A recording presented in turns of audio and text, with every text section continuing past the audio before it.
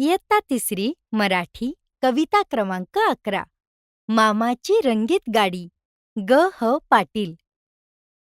माझ्या मामाची रंगीत गाडी हो, तिला खिल्लाच्या बैलांची जोडी हो.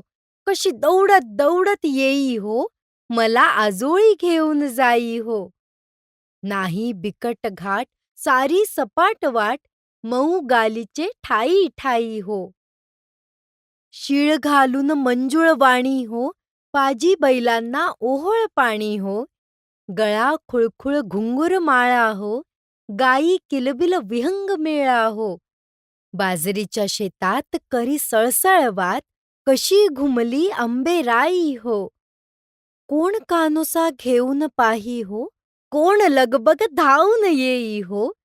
गहीवरून धरून पोटी हो, लेक एकुलती नातू एकुलता, किती कौतुक होई हो, किती कौतुक होई हो.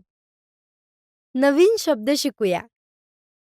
खिल्लारी, बैलाची एक विशिष्ट जात. मंजुळ, सुरेल, कर्णमधुर. कानोसा घेणे, अंदाज घेणे. आजोळ, आईचे माहेर. विहंग, पक्षी. पोटी धरणे, प्रेमाने जवळ घेणे. कवितेतील निसर्गचित्रे. खिल्लारी बैल, गळ्यात घुंगूरमाळा घालून दौडणारे सुंदर बैल.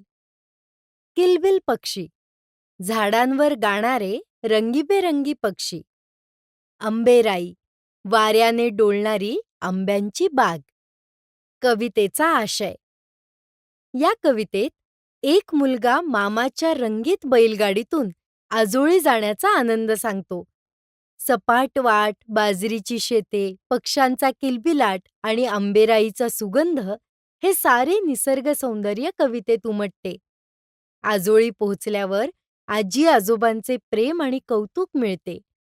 लेक एकुलती, नातू एकुलता, हे नाते किती गोड आहे. ऐका, म्हणा, वाचा. तालासुरात कविता म्हणा.